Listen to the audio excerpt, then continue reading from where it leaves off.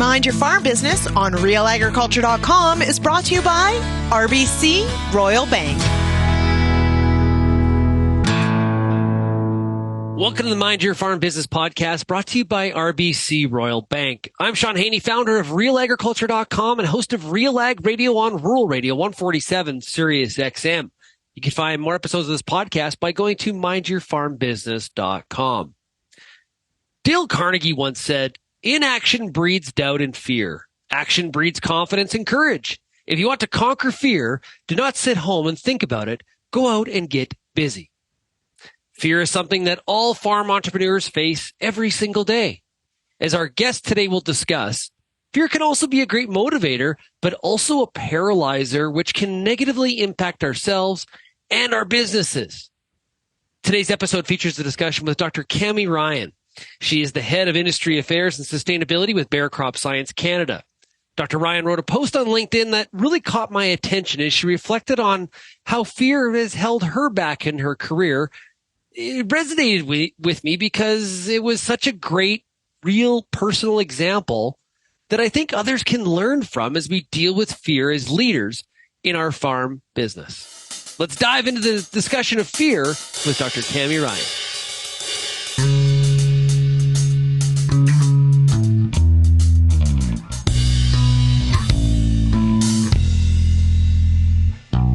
Cami, welcome to the Mind Your Farm Business podcast. Hey, thanks, Sean. Happy to be here. Today, we're going to talk about a word that I think doesn't necessarily get talked about enough, but it really does play a factor in people's personal lives and when they're running their family farm businesses, and that is fear. But first, I want you to give some of your background and talk about how you got to this point. Okay. So right now, my role is I am industry affairs and sustainability with Bayer CropScience.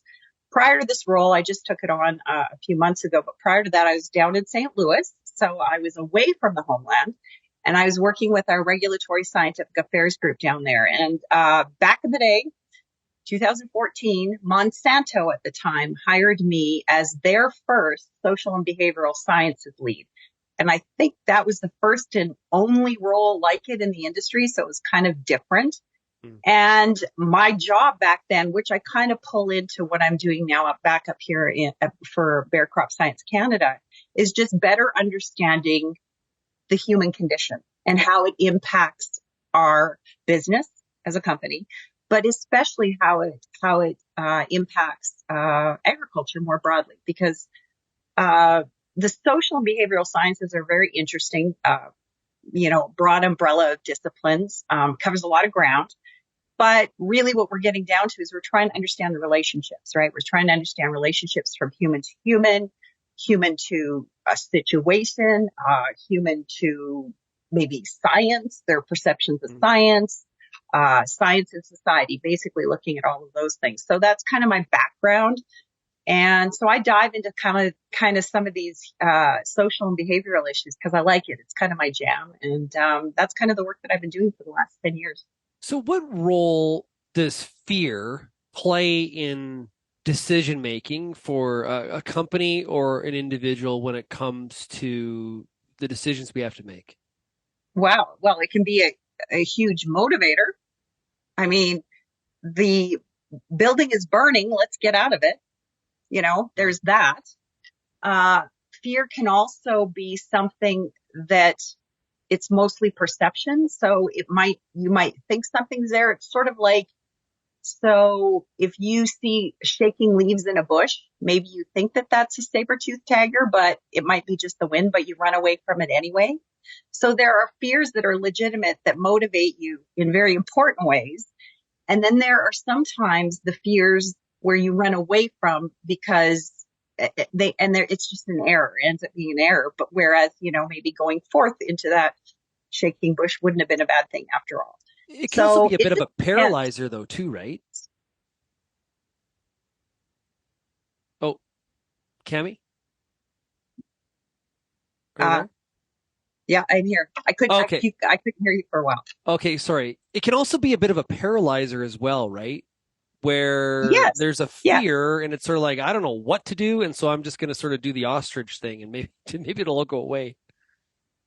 Well, and I mean, that's something that, in the academic space, they call solution aversion, right? So you're fearful of the change. You're fearful of taking that step. So you just avoid it. You find every excuse possible not to even consider it anymore.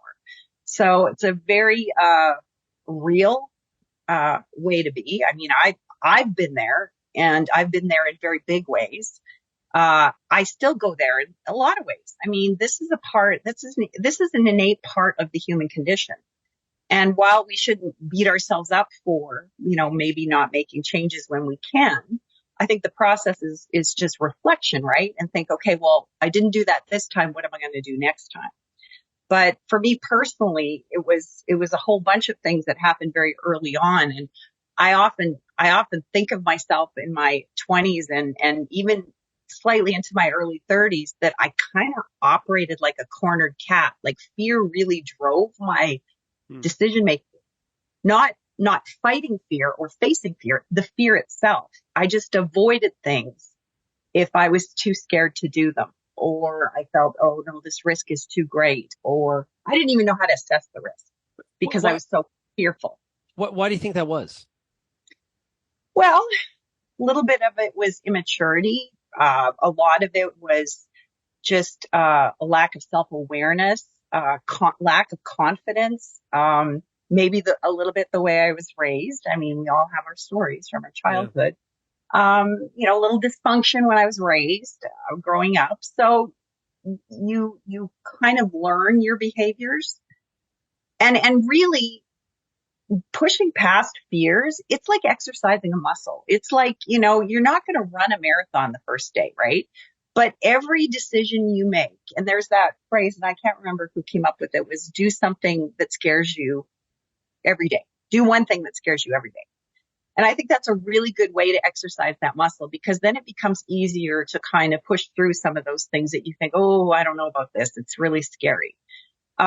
For me, I'm an introvert. Most people think I'm not, but I am. I'm a learned extrovert, so that I'm an introvert. So even today, when I walk into a room in an industry that I'm very familiar with, and it's like a social event or a networking event, my initial thought is, I got to clamor up. And what I do, and probably what most of us do, is we look around the room and we find someone we know, because that's familiar. That helps alleviate the fear, and that's how you can push through it, right? And so those kinds of small exercises of getting out there and just engaging when you're maybe scared to do so, or making those decisions when you're maybe afraid to, the little ones, just make the little ones every day, and it's kind of becomes easier. So it is kind of like a muscle. How about the people we surround ourselves with? What role do they play in us being able to deal with our fears? Well, sometimes they can be very supportive in, giving that little nudge that we can use, but sometimes they can perpetuate fears. Like back in the day, I'm going to say, when I was I was in my late 20s, I had applied. Like, I was a single parent. I had 2 kids. I had absolutely zero, hardly any income, but I was making it work. I had a job, and I was feeding my kids. I was making do. I knew I should go back to university and get a degree, because I knew that would help my kids and it would help me move ahead. Mm-hmm. But it was really hard for me to do that. So I kept applying, but I didn't, and I got accepted. And this was like 3 or 4 years in a row. I got accepted and I didn't go. Really? And yes. Well, I was afraid to. I was scared of the change. I was scared I was going to fail. I was afraid of being 30 years old with a bunch of 18-year-old students, and not fitting in, which I think is funny now, because I'm 58 now and I wouldn't even think twice. I'm 30. What? Are you kidding? Yeah. That's young. So you think differently back then. But I also remember when I presented the idea to some family members, they got scared for me and they went, ooh, but you have a good job. And I'm thinking, wow, I got a good job. It's not paying me very well.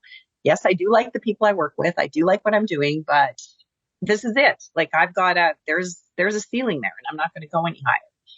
And so they kind of perpetuated my fears not to go. I'm not blaming them at all. Yeah. I'm just thinking they were doing it because they cared about me and they were worried. So my siblings, they're fantastic and they've gone to university, but they'd never gone to university as a single parent having two kids. So I think that that's what changed for them, was that paradigm of me being in university and trying to raise two kids on my own. So I eventually did go, but it took a crisis to get me going. So it was interesting. I'm wondering how long I would have put it off if I hadn't had a crisis. So there's different things that can shift your perceptions about where you sit in life and how you want to propel yourself forward, and different things that can hold you back. But we're herd animals. As human beings, we're herd animals. We have survived as a species because we've stayed together collectively. Like, that's how we survive, right? We form into villages and we hunter-gatherer. This is how we survive as a species and what we've done over the years. And think about it, me going into a conference at an ag conference and going into a networking event. Well, what do? I migrate towards the people that I know. Right. Because I'm a herd animal. And that helps me survive that social situation. So it's pretty interesting how we respond to fear, how it can incite us to move forward, even inspire us if we allow it to, right? If we can push ourselves to that. But also how people in our lives can actually perpetuate those fears a little bit more. But then if you have a really good network of individuals around you who are going, yeah, you can do it, then that's also very helpful as well. Well, and there's also the post decision, right? So there's there's the decision that has to be made in, say, our farm business. And we don't always make the right decision, but it's that assurity that whether this is the right one or the wrong one, it's going to be great, or it's going to be, hopefully not a disaster. I'm going to have that support network around me to pick me up and push me forward, not judge me. Yes. Or pile on. Well, I told you it was a dumb idea. You didn't listen to me. Like, that kind of thing can really, really create angst, like you talked about, especially when we're trying to make a big personal decision or a decision about our businesses. And let's be real, you're going to get a little bit of everything in there, right? You're going to get people that are going to go rah, rah for you. And then the other ones will go, do you really think you should do that? I don't think so. So I think at the end of the day, when you own the decision, you take pride in it. If it was a good decision. If it didn't quite work out, that's okay. It's not about that not working out. It's about, okay, what am I going to do next? That's what you push yourself forward. And you're never going to, what did my grandmother used to tell me? She used to tell me, she goes, you're never stuck, obviously, because it took me so long to kind of realize this, but she just said, you're never going to regret that you did something, but you'll regret not doing something. Those are the things you're going to hang on to when you're older. So I think it comes down to really assessing the situation and what it means and just giving it a try. If it doesn't work, do something different next time. And there's nothing wrong with that. It's just that if fear of doing something completely immobilizes you, then you have no knowledge either way. Was it going to work or did it not work? So it's a way of knowing the world too. It's just pushing past the fear and trying to know the world. We'll get back to the Mind Your Farm Business podcast, but first a word from our sponsor, RBC Royal Bank. This episode of Mind Your Farm Business podcast is brought to you by RBC. Maybe you've had an idea about upgrading your operation, or finally getting that renovation done, or buying some new equipment. Or you want to be a little less reliant on the weather from season to season. Get some help making it happen by speaking with an RBC Agriculture account manager. Then, set up an investment plan to make even more of your ideas happen. Visit rbc.com/chartyourcourse and get started today. Well, one of the other things you've written about is that change is difficult, and change is a big part of the realities when we're talking about fear. Yeah, change is hard. And that whole solution aversion thing, that's kind of what there's some researchers here that I got my notes up here. There's a academic article called Solution Aversion on the relation between ideology and motivated disbelief. Like, we will disbelieve or believe something because we're motivated by it. And a lot of that is influenced by the network of individuals around us. And because we don't want to be kicked off the island, so to speak, even if something shakes the ground beneath our sacred cows or our beliefs, we're going to go back to something that confirms our beliefs or our biases because we don't want to run the risk of being voted off the island or kicked out of the herd. And what's really interesting about all of this today is we're very much living in the social media living rooms of our lives, right? So we have a whole other set or kind of network that can provide added pressure around some of these decisions that we make or some of the things that we do. And they come from people that we may not even have met in real life. Yeah. So we can kind of form ourselves into these echo chambers of beliefs online, not only in our real life, but online. And that can influence our decisions as well. So change is either faster or it can be slower or it can happen not at all because of the influence of those networks around us. Okay, so this is very applicable to, personal decisions like farm business, like we talked about. But I just thought of athletics. And you think you hear about athletes having to... Hey, you're talking to the wrong person there. I love my couch. I have a close codependent relationship with my couch right there. Well, you hear about athletes all the time saying, I blocked out the noise. Right? Yeah. I'm in season. I don't go to social media. I don't read the paper. I basically have to stay in a zone, and I don't want all of those voices becoming distractions on me focusing on what I have to do on a daily basis to perform at a high level. And I think there's an element of overlap here too when we're talking about, things from a business perspective. Absolutely. And I think that those are things.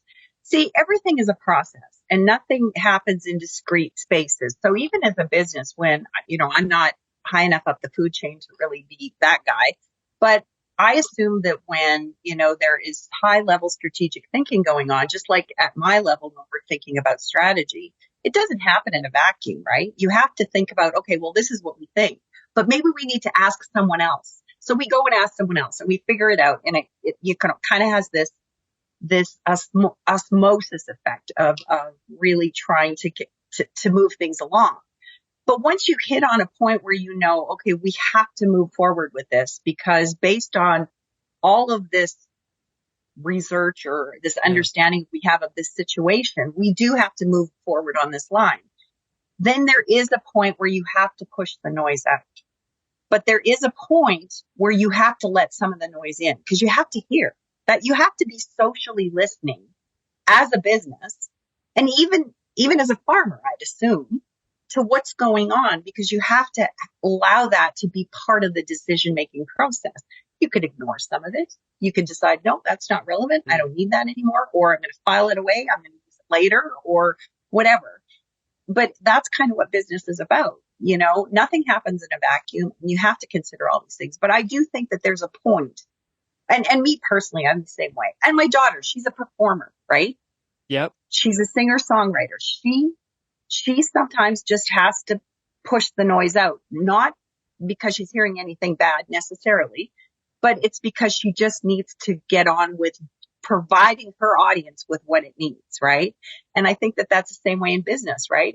If our plan is to grow something this year and we want to optimize what's happening in the field, then head down. This is what I'm doing. I've decided this. I know what I'm doing now. I know the products I'm using. I know what I'm growing. This is where I am in my rotation. Boom. You do it. And there comes a point of no return where, oh, you thought I should plant canola there? Well, too late. That's not what I planted there. So Right. there's all of these things in place. And, but that's why it actually, as much as networks can influence us in negative ways, you can't do everything in isolation. I don't care who you are, what business you're in, what you do for a living, whatever. You still have to lean into other people. You have to listen to what's going on because things are moving at a really fast pace now. I mean, social media is probably, push things up a notch, but we have to pay attention to what's going on so that we can make informed choices, whether they're fear-based or not, or there's fear involved with them or not. You still have to have some input in those decisions. So when you read some business motivation books, or some of these people that have made a career of being life coaches, you'll hear people say you need to face your fears head on. Much easier said than done. Mm-hmm. Do you have any thoughts on recommendations to be able for people to do that as they're trying to make decisions and deal with some of their fears in their businesses? Well, I think it's a very personal thing, right? Like I was very much a scaredy cat, and I still am to a certain degree. Like if I go into a room with a bunch of people and we're talking about some business related thing, and I don't know anybody yet, and I really don't understand what we're talking about, I'm the person that sits back and I just listen for a long time, because I'm the type of person that I don't like to say anything until I kind of feel like I have more full complete information, and I'm going to look at this, right? And everybody's different. There's a lot of people I go in rooms with, and I admire them because they'll come up and they'll stand up and they'll go, "This is what I think we should do," and they've thought about it, they know what's going on, and they might be right or they might be hugely wrong, but they stand up and talk anyway. I think the process of change, facing your fears, is a very personal one. And I just think you got to find your own rhythm for it. And I think you might have to lean on other people for that. And that's one thing I learned actually when I came to the company. Well, I was number one, being an academic and deciding you're going to go work for Monsanto. Man, there was another fear-based decision. I just wasn't sure what I was going to do. It took me a while, figured it out, decided it was the best opportunity I could do. And it would be the social sciences case study of a lifetime. That's how I talked myself into it. And I had no regrets, but it was a big decision for me. And I did lean into other people to see what they thought. And I got a variety of perspectives, let me tell you. Yeah. But I think that trying to kind of formulate this, or kind of developing a prescription about what it means to face your fears and, like that, I think it's different for everybody, and you just have to find your way through it. I think the first thing is just have the intent. I am not going to let fear dictate the decisions I make. I'm going to investigate them fully. And if I'm still fearful and I want to do this, then I'm going to somehow build up the courage. And this is what I'm going to do. Well, I think courage is a big part of it. Like, and confidence. Like, I think that's one of the biggest things. If you are constantly fearing making the wrong decision or failure, you're essentially paralyzing yourself and forcing yourself actually maybe into a worse decision, which is really doing nothing, because you can't deal with the possible consequences of making the changes that you need to. And so I think confidence here plays a big role. And I know you mentioned self-confidence when we were talking about some of your personal experiences. I think that plays a big role here. It does. It does play a big role. And I would still say I'm not the most confident person in the world. I think it's just my personality. I hold back in certain things and I won't overstep. That's just kind of that's who I am. It's not the way everybody is. But I will tell you, every time I made that concerted effort to push through my fear and make a decision and go forward, it wasn't that there wasn't like some consequences and maybe everything didn't go smoothly as I did, but I have absolutely no regrets. I have not regretted one decision I've made once. The big stuff, right? You know, I was going back to school, taking a job at Monsanto, remarrying my ex-husband. Hello, that's for a whole other show. But you can't live in fear, because I believe, and I think it's because I'm getting older and I'm a little bit more reflective, and some of my family and friends are passing away, and you're listening to what they say. I just think that I don't want to be 80 years old. Well, I do. I want to be 80 years old. I want to be sitting in a rocking chair on my front porch, looking at the beauty of Alberta, drinking a glass of wine, and thinking, I don't want to be sitting there thinking about what I didn't do. Oh, I wish I would have done this. Oh, I wish I would have done that. No, I want to be thinking, what did I do? Was it everything? No, it wasn't. But boy, was it great. It was great. That's what I want. And I think that that's all of us want, just a good life where we make choices, and you're not always going to make the right choices. I mean, it's a very subjective thing, right? You know, how you're moving forward. But I think if you let fear hold you back, that's what you're going to regret. That 100%. Great insights.